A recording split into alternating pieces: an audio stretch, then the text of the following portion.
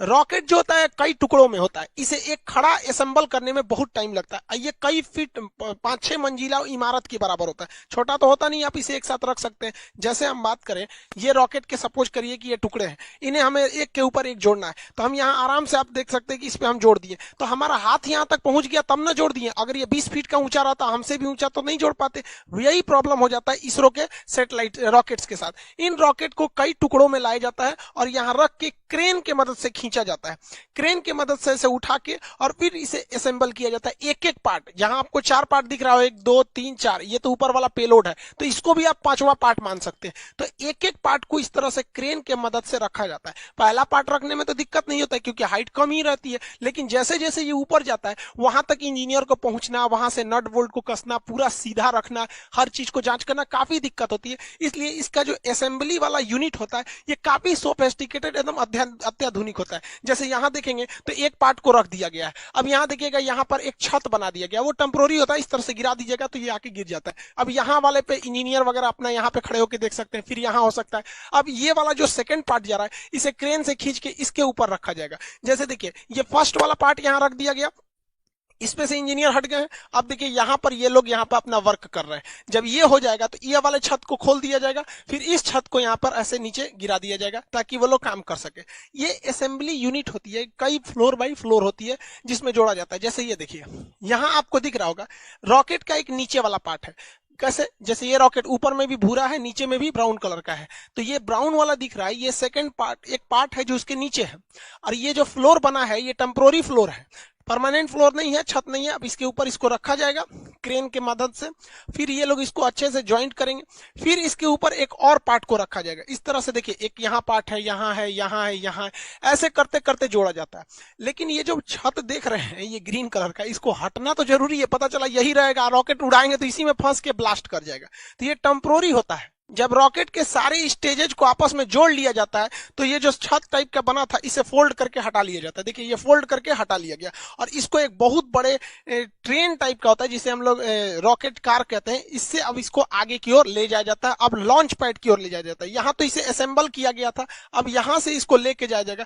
ये था आपका असेंबली रूम। ये देखिए, ये सारे छत के पार्ट्स थे, अलग अलग थे, ये ऐसे खुल गए हैं। अब इसको इसी के मदद से लाया जाएगा। इसके अंदर ये असेंबल किया जा रहा था लेकिन वहां से लॉन्च नहीं किया जाएगा, इसके मदद से, इस कार के मदद से यहाँ लाके फिर इसमें इसको अटैच करके रखा जाएगा इस लॉन्च पैड में। इसरो के पास अभी फिलहाल में 2-2 लॉन्च पैड है। एक लॉन्च पैड से हो नहीं पाता था, इसलिए इसरो जो थी अपने असेंबली लाइन को, जैसे यहाँ देखिए एक असेंबली यूनिट यहाँ था, एक नया यहाँ बना दिया गया, 2-2 असेंबली यूनिट ले आके और लॉन्च पैड 2-2 रखे गए ताकि ले आने में दिक्कत ना हो, जल्दी से जल्दी और ज्यादा से ज्यादा मात्रा में सैटेलाइट को लॉन्च किया जा सके। इसरो के 2-2 लॉन्च पैड है, एक की असेंबली लाइन लॉन्च पैड के काफी करीब है और वहीं दूसरे की असेंबली लाइन देखिएगा तो लॉन्च पैड से काफी दूरी पर है। ये जो इसका जो सैटेलाइट कैरिंग कार होता है ये ट्रेन की पटरी पर चलता है, बहुत ही भयानक इसका लोड रोकने की क्षमता होती है, बहुत धीमी गति से लेकिन ये आगे बढ़ता है। बहुत तेज गति से आएंगे तो ये डिसबैलेंस होकर गिर जाएगा। रॉकेट की एक सबसे बड़ी समस्या है कि जब ये उड़ता है तो इसके नीचे से इतना थ्रस्ट निकलता है और इतना आग निकलता है कि ये रॉकेट खुद ही जल जाएगा, इतना ज्यादा मात्रा में रहता है। इसलिए इसमें थ्रस्ट निकलने के लिए नीचे एक कैनाल बना दिया जाता है, गड्ढा, और यहाँ देखेंगे तो यहाँ आपको सुराख मिलेगा, छेद। तो इससे जब रॉकेट का जो आग निकलेगा वो नीचे चला जाएगा और ये इस साइड से आग निकलेगा। नहीं, अगर ये छेद नहीं बनाएंगे या ये गड्ढा नहीं बनाएंगे तो यहीं पर इतना आग लग जाएगा कि लॉन्च पैड सहित यही जल सकता है। यहाँ देख सकते हैं आप आराम से कि इसमें जो सुराख था इसका जितना थ्रस्ट है इसमें गया और इस साइड से, दोनों साइड से निकल रहा है। तो ये कैनाल बनाना जरूरी है वरना ये अपने में थ्रस्ट करके मर जाएगा, वहां पे ब्लास्ट करके, मतलब ये खुद ही जल जाएगा।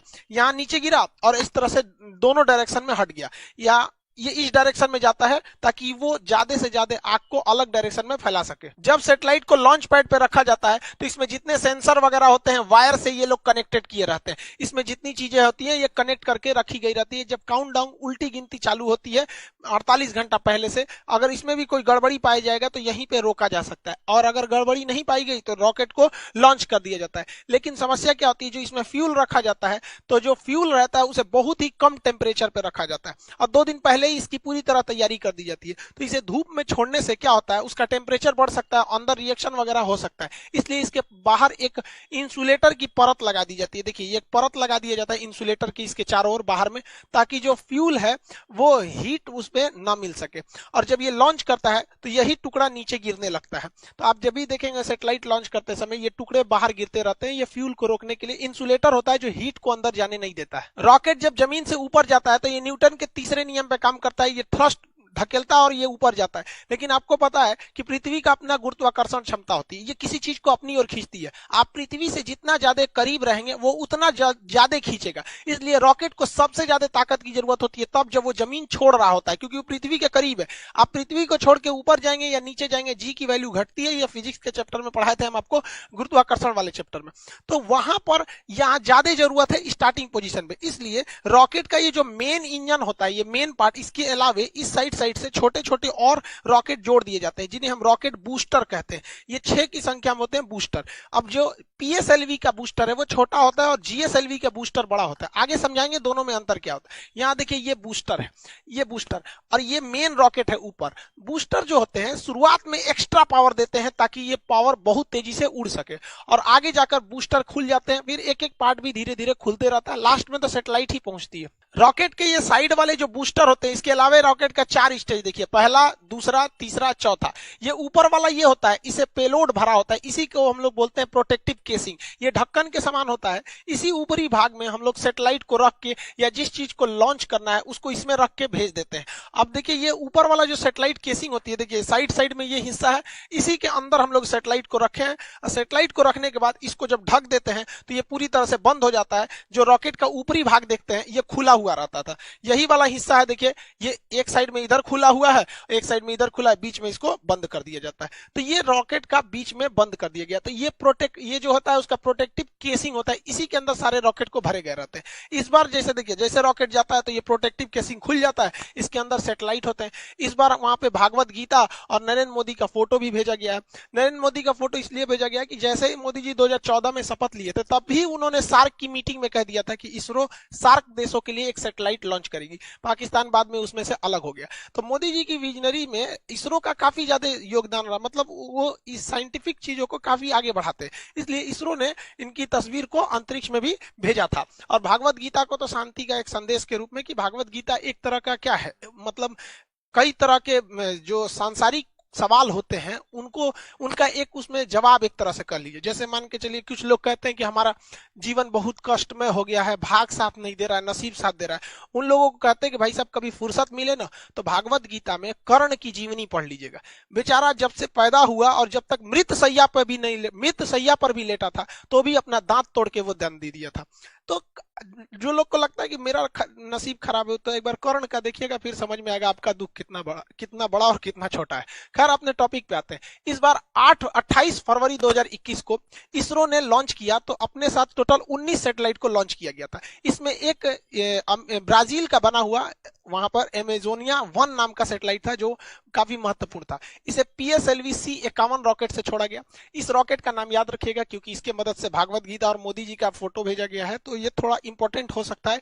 ये PSLV की 53वीं सक्सेसफुल मिशन थी। एमेजोनिया 1 ब्राजील का जो सैटेलाइट है ये पूरी तरह से ब्राजील के जंगलों पर नजर रखेगा। ब्राजील का जो जंगल होता है ये वर्षा वन होते हैं, ये टोटल दुनिया का 20% ऑक्सीजन यहीं से निकल जाता है। इतने घने जंगल होते हैं कि इसके अंदर कई बार जंगल का ऐसा एरिया है जहां सूरज की रोशनी नहीं पहुंच पाती, इतने जंगल है। लेकिन इन जंगलों की 2 समस्या है। एक, इन जंगलों में बड़ी तेज आग लग जाता है जिससे जंगल खत्म होने लगते हैं, और दूसरा यह क्या है कि यहाँ पे पेड़ों की कटाई बहुत भयानक चल रही है।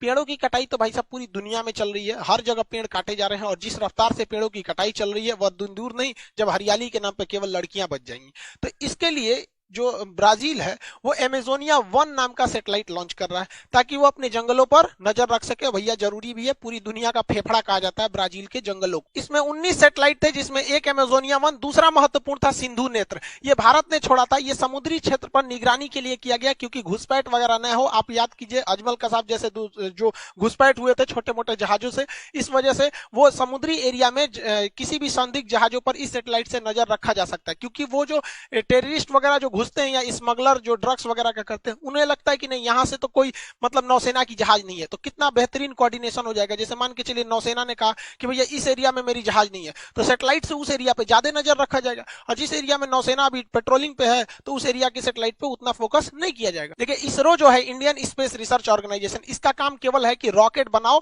और उसको सैटेलाइट बनाओ, दोनों को लॉन्च करो। लेकिन इसमें एक कमाई का भी जरिया हो सकता है। विदेश के लोग जो है, बहुत सैटेलाइट बनाना बहुत मुश्किल का काम नहीं है, लेकिन रॉकेट बनाना बहुत मुश्किल काम। इवन हम लोग ने अपना पहला सैटेलाइट आर्यभट्ट भारत में बना लिया था, लेकिन उसको हम लोग लॉन्च करने के लिए रूस को दिए थे, रूस ने अपने रॉकेट से उसे छोड़ा था। तो बहुत से ऐसे देश हैं जो दुनिया को कहते हैं कि भैया, अमेरिका से कहते हैं, यूरोप से कहते हैं कि हमारे सैटेलाइट को छोड़ दो, तो भारत बहुत सस्ते में छोड़ देता है, और भारत की सैटेलाइट काफी विश्वसनीय होती है। इसलिए इसके लिए भारत सरकार ने एक कंपनी बनाई थी, उसका नाम था एंट्रिक्स।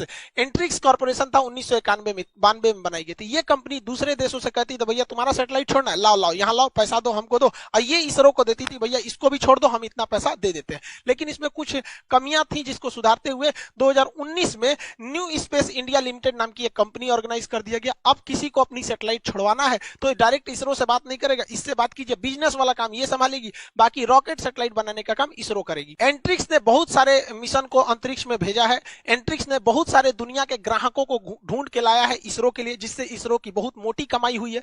लेकिन अभी क्या है, ये न्यू स्पेस इंडिया लिमिटेड को बनाया गया, ये इसकी पहली कॉमर्शियल उड़ान थी जो ब्राजील से इन्होंने नेगोशिएशन करके लाया था। हालांकि ब्राजील चाइना से इस सैटेलाइट को छुड़वाने वाला था, लेकिन बाद में भारत ने उससे कम दाम दिया, इस वजह से उसने भारत से भी छुड़वा लिया। सैटेलाइट का ऊपर वाला जो भाग होता है ये खोखला होता है, इसे प्रोटेक्टिव केसिंग कहते हैं, ये खुल जाता है, इसी के अंदर सैटेलाइट्स को लॉन्च रखा जाता है। जो सैटेलाइट होते हैं इनके इसी के अंदर रखा जाता है। इसरो ने 2017 में इसके अंदर छोटे छोटे कुल 104 सैटेलाइट को लॉन्च किया था। इसके अंदर देखिए यहाँ पर छोटे छोटे होते हैं, तो 104 रॉकेट सैटेलाइट्स को इस पेलोड के अंदर रखा था।